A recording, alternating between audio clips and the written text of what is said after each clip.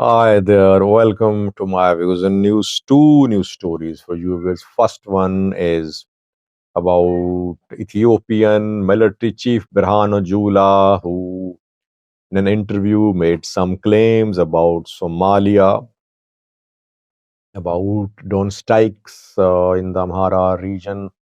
What did he say about Somalia? The remarks he passed about Somalia are leading to a backlash from Somalia's activists and journalists. Secondly, an update for you from the Amhara region, where military is claiming to have cleared main cities in Ago Avi zone. And Fano fighters have released a video from North Shore, from a main city of North Shore. They have shared this video with the signboard, the name sign of the city in the background, showing their presence there. The video could be a few days old because they were there this week. Details for you. Firstly, viewers, Birhanu Jula is Ethiopian military chief. The man is known for speaking too much. I have been saying that journals should not talk on political issues. When journals cross red lines, definitely they create problems because they're not politicians. They don't know how to address political issues and which type of language they should use to speak on political issues. But Jula, not the first time that Jula has done this. He has been meddling with political affairs, allowed obviously by the government. ENDF is a key player in Ethiopia, stronger ENDF now, more equipped, bigger ENDF now than it was in 2020.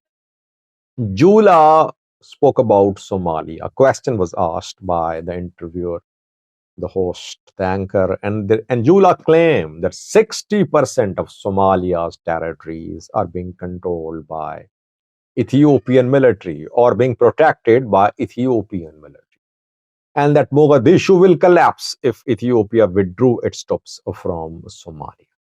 Will Mogadishu really collapse if Ethiopia withdrew its troops from Somalia? And is 60% of Somalia being controlled by Ethiopian troops?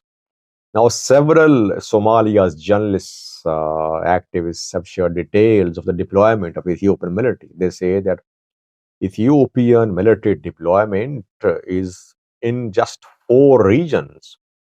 And if 60% is controlled by Ethiopia, 30% of 30% by Al Shabaab, maybe, then it means that federal government and regional governments have no control. It means that the two main governments in Somalia are Al Shabaab and Ethiopian National Defense Force. Jula definitely exaggerated. Jula may be not happy with remarks passed by Somalia's top officials and journals too. If you remember, some Somalia's top officials have been saying that if ENDF decides to withdraw from Somalia, not all ENDF members will withdraw because majority of them is from Tigray. And Tigrayans wouldn't like to return to Ethiopia where they are being harassed in prison.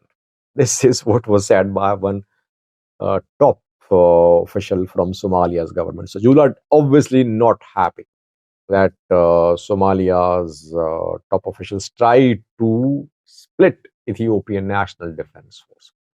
Jula denied drone strikes too, denied civilian killings in drone strikes. He said civilians are being used as scapegoats by Fano fighters in the Amhara region. Military Air Force are not targeting civilians.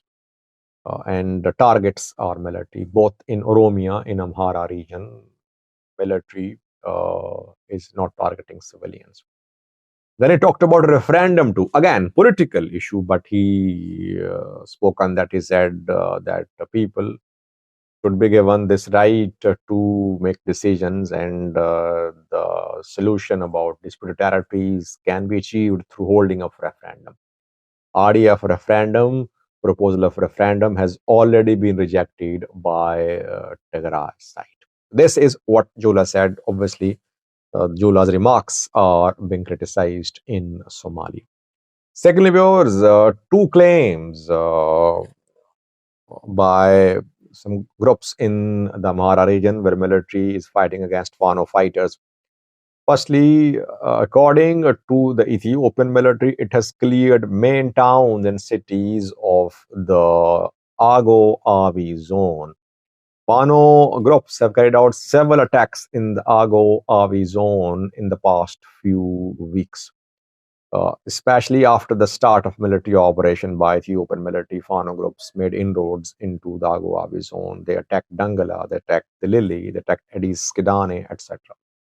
But last night, military claimed that it had cleared all major town cities in Ago Avi zone. The names have also been mentioned by the military in this statement. The main towns cleared are reportedly or allegedly are Dangala, firstly, where Fano fighters entered twice in the last few days. Addis Kidane, Tilili, Isa, Pagta. Five main towns cleared, according to the military. We'll have to wait. Fano fighters never were interested in controlling these towns. It is they enter Bangala, they enter in Jibara, they enter Tilili, they carry out operation, they carry out attack. They attack prisons, police stations, they rob government departments, they capture supplies, logistics, they retreat. That is what they do. They did not try to take control of parts of Agu Abu zone. Question is, what are their capabilities now? Has the military uh, degraded Fano fighters' capabilities and they're not in a position to enter these town cities now? That we'll see in coming days. I personally think that Fano fighters are still in a position to carry out attacks anywhere in Agu Abu zone. You'll see that. You'll see in coming days, Fano groups will enter these towns about which military is claiming it's in control there. Let's see. Fano groups have released a video released yesterday. This is second video released by Fano fighters from North Shore zone of the Amhara region.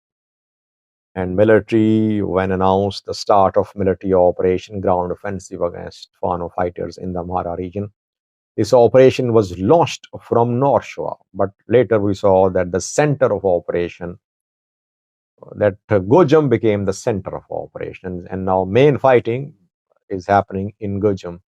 Military making claims about having killed large number of Fano fighters, mainly in Gojam, but Fano groups are still in a strong position in Gojam. In Shoa, there is fighting, but fighting's intensity of fighting is mainly being seen in Gujam. Fano fighters have released two videos in the last 1 week from a main city of North Shore, and that is Shore Orbit. 3 days ago, they released their first video. Then last night, they released another video from Shore Orbit. A Fano commander can be seen along a road with the Shore Orbit name sign in the background. The video is definitely from Shore Orbit. Only a few Fano fighters can be seen. It means that Fano fighters did enter Shore Orbit. Military has been denying, but pro-Ethiopian government outlets have been denying the peasants the entry of Fano fighters in Shore Orbit. They say a few Fano fighters enter Shore Orbit and then they flee. They take pictures and then they just flee. But according to the locals, there was street fighting in Shore Orbit this week. Urban combat was seen. People died on both sides, some civilians as well. And this video is a confirmation of Fano's entry and presence in Shore Orbit. Obviously, they don't want to hold on to Shore Orbit. That is what their strategy is. They only enter big town cities, they retreat. They achieve their objectives. Their objectives include assassination of Prosperity Party members, attacks on police officials, attacks on government officials, attacks on police stations. They capture weapons, they carry out ambush attacks, they capture supplies, logistics, they retreat. That is what they did in Shore Orbit. So people would say, Sajid, only a few seconds video showing a few Fano fighters from Shore Orbit is not significant. It is significant. it just shows that they can enter main town cities in the Amhara region, making the regional zonal governments totally dysfunctional.